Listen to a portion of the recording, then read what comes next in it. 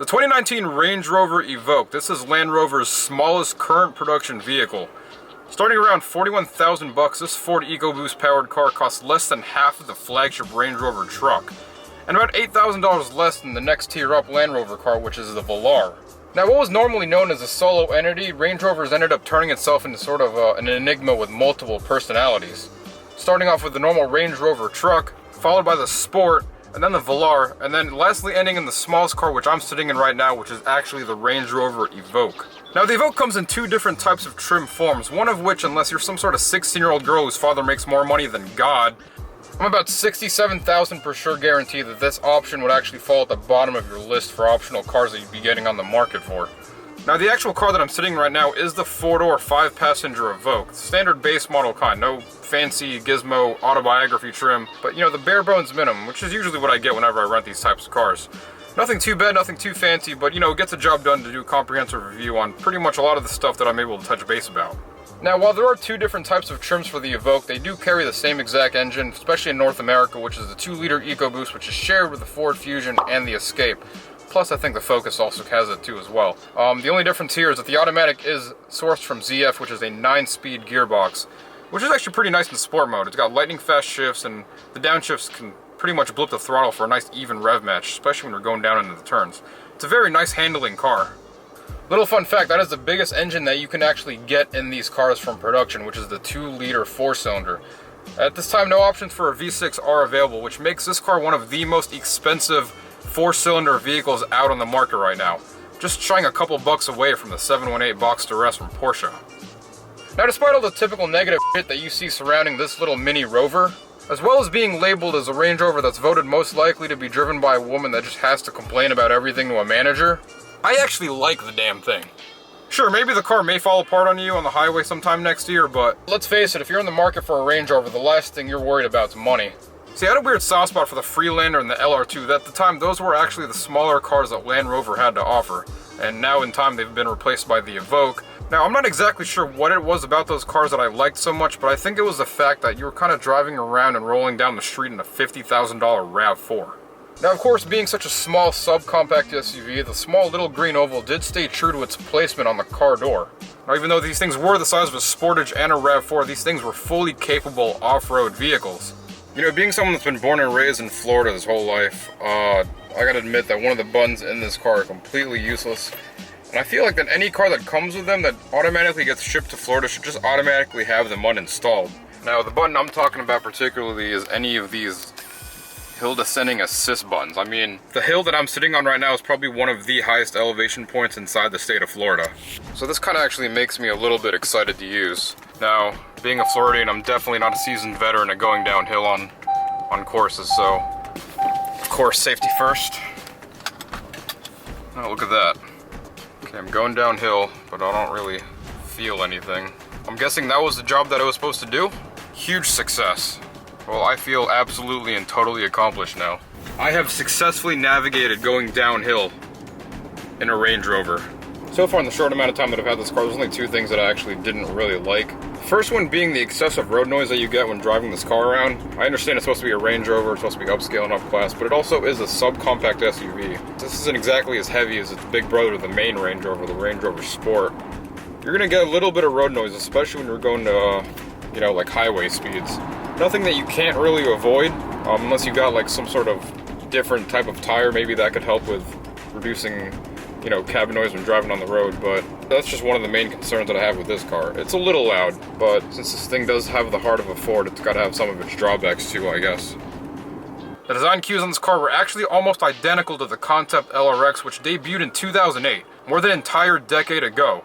You know, it's nice to finally see a car that kind of stays true to the original concept idea from a manufacturer. Nowadays, these cars are kind of going askew and don't look anything like the original concept design. I'm looking at you, Toyota.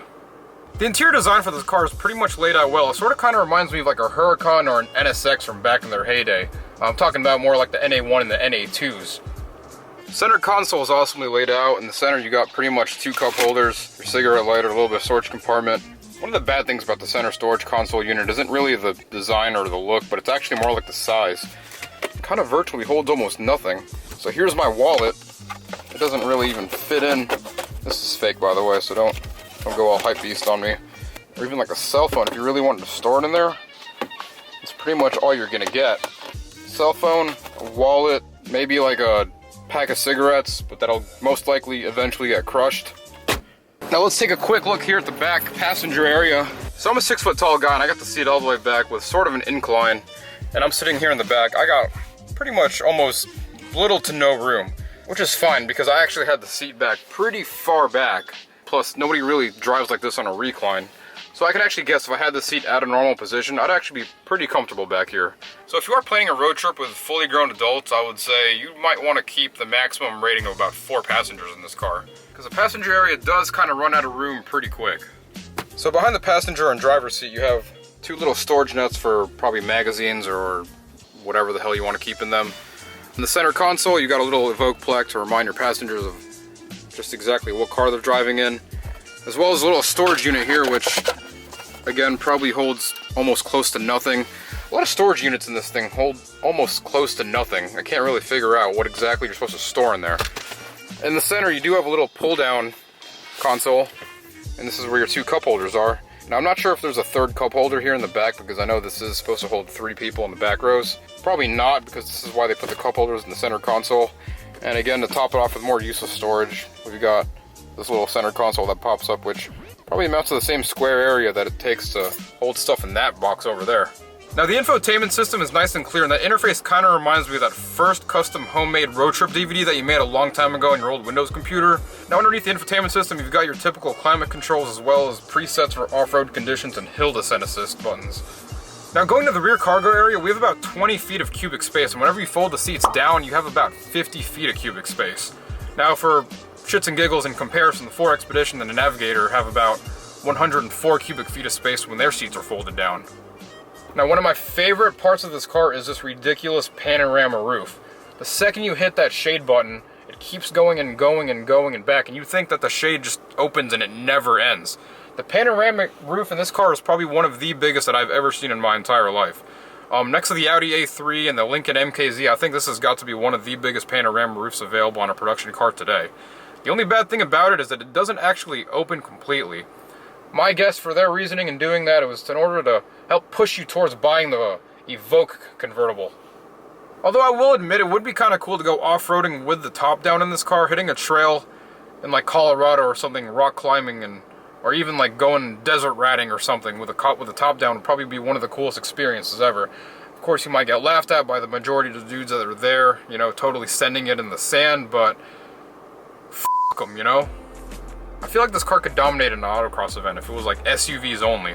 You know, it's light, it's nimble, it's got great suspension, the 9-speed transmission's pretty nice, although you won't need all 9 gears.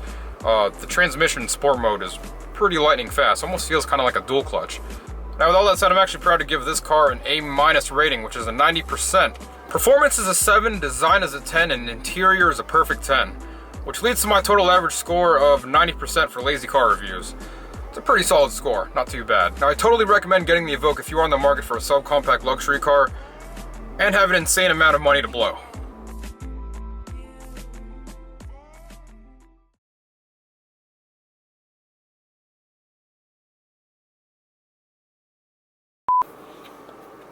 Performance is a 7, design is a 10, and performance is a 7, design is a 10, and performance is a 7, design is a 10, and internet.